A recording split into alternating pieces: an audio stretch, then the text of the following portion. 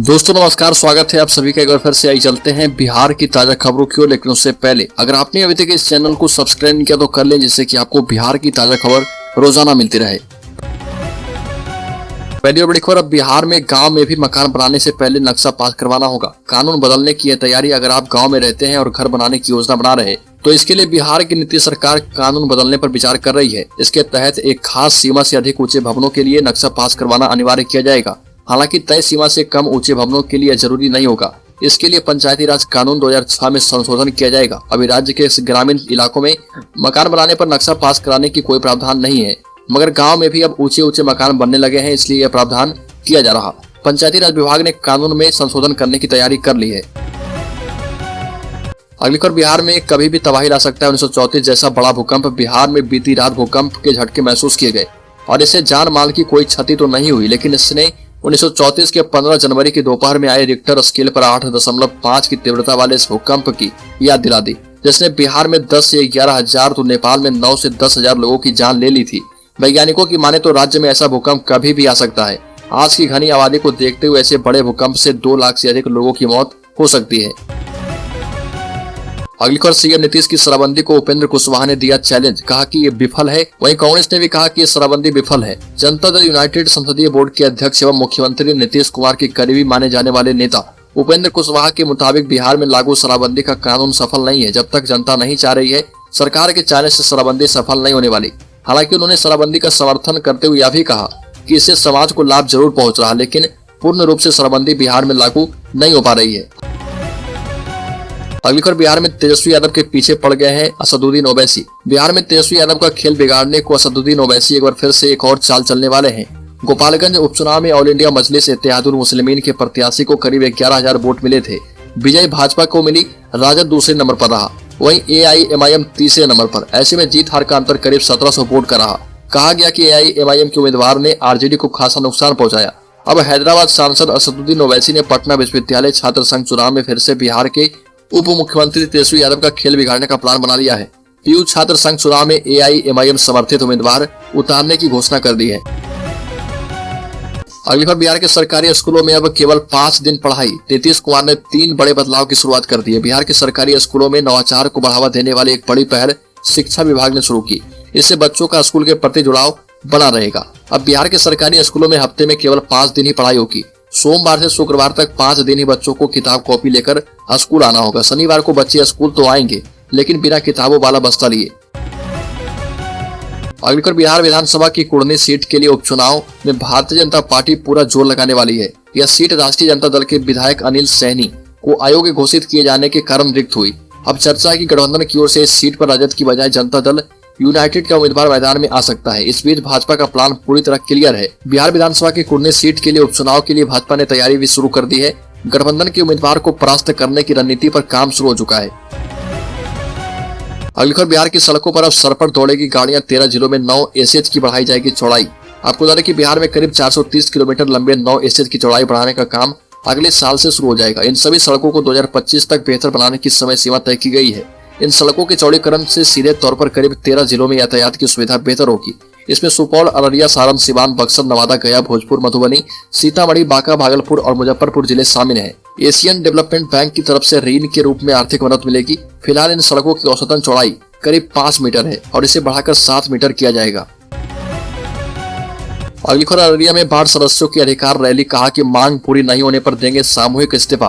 बिहार के अररिया में अपनी मांगों को लेकर वार्ड सदस्य एकजुट हैं। अपनी मांगों को लेकर अररिया के नेताजी सुभाष स्टेडियम में जिले के सभी पंचायत प्रतिनिधि वार्ड सदस्यों का 1 दिवसीय सम्मेलन सह अधिकार रैली का आयोजन किया गया। जिले से आए सभी वार्ड सदस्यों ने अपने अधिकार की बात की और कहा कि मांग पूरी नहीं की गई तो सभी वार्ड सदस्य सामूहिक रूप से इस्तीफा दे देंगे। अगली खबर, भागलपुर में मिड डे मील खाने के बाद 200 बच्चे बीमार हो गए। बच्चों ने खाने में छिपकली मिलने की शिकायत की थी। इसके बावजूद टीचर ने डांट डपट कर मार कर खाना खिलाया। दरअसल एक छात्र की थाली में छिपकली थी। जैसे उसने एक निवाला खाया, छिपकली पर नजर पड़ी। उसने इसकी शिकायत की तो बच्चों को ही डांट दिया। सभी बच्चों को खाना खाने के लिए कहा, जिसके बाद सभी को उल्टियां होने लगी। मामला नगौचिया प्रखंड के मददपुर गाँव के मध्य विद्यालय का है। मददपुर मध्य विद्यालय में मिड डे मील का खाना खाने के बाद करीब 200 बच्चे बीमार हो गए। घटना की जानकारी मिलने के बाद धीरे धीरे परिजन स्कूल पहुंचने लगे। इसके बाद सभी को नवगछिया अनुमंडल अस्पताल में भर्ती किया गया। अगली खबर बक्सर में संत समागम के तीसरे दिन लोक गायिका देवी के कार्यक्रम में जमकर कुर्सियां चली।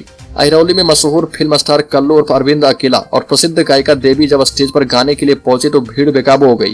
दर्शकों ने बैरिकेडिंग तोड़ने की कोशिश की और पुलिस ने समझाने की भी कोशिश की तो कुर्सियां फेंकना शुरू हो गया। भीड़ पर काबू पाने के लिए पुलिस बलों को लाठीचार्ज करना पड़ा। 1 घंटे पुलिस ने भीड़ पर काबू पाया, इसमें 2 सिपाही घायल हो गए। अगली खबर private school and children welfare association के राष्ट्रीय अध्यक्ष श्यामल अहमद ने बिहार सरकार के शिक्षा मंत्री प्रोफेसर चंद्रशेखर से सचिवालय में मुलाकात कर उन्हें निजी विद्यालय की समस्याओं से अवगत करवाया। इस औपचारिक मुलाकात में सैयद श्यामल अहमद ने शिक्षा मंत्री को बताया कि बिहार राज्य के शिक्षा विभाग के द्वारा ई संबंधन पोर्टल वेबसाइट बनाकर सभी निजी विद्यालय को पुनः संबद्धता के लिए विवश करते हुए 31 दिसंबर 2021 तक आवेदन देने के लिए विवश किया गया और इस वेबसाइट पर आवेदन देने के लिए किसी भी प्रकार का प्रशिक्षण किसी भी जिला स्तर अथवा राज्य स्तर पर आयोजित नहीं किया गया। Private school and children welfare association के अध्यक्ष ने शिक्षा मंत्री से 4 मांगे रखी, जिसमें निजी विद्यालय की अस्थायी संबद्धता की मांगे भी शामिल है।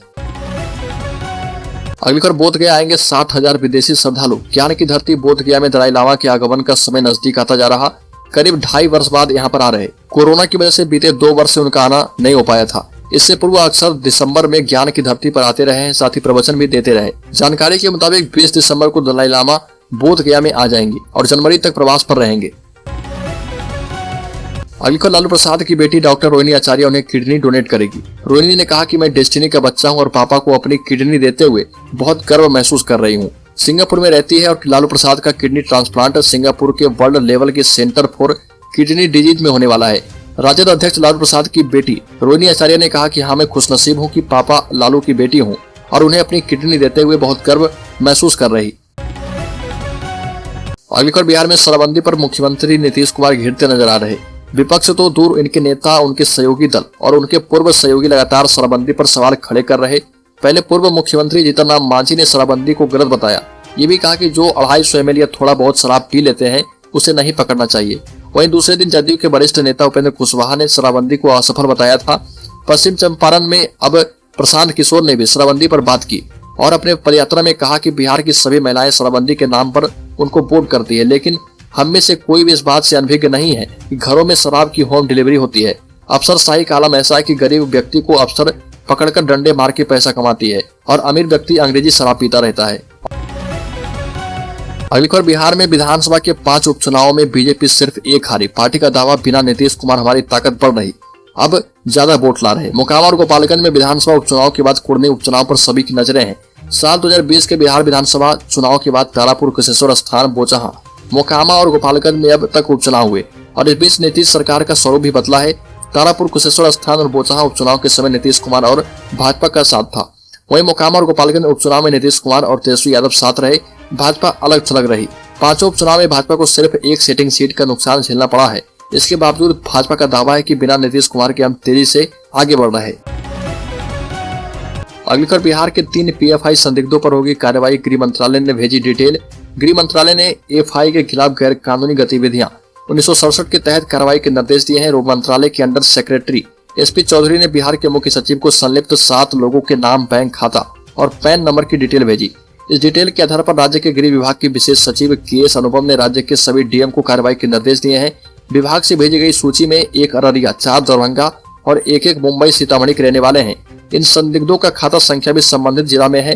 DM को PFI के अन्य सहयोगी संगठनों पर ठोस सख्ती के निर्देश दिए गए।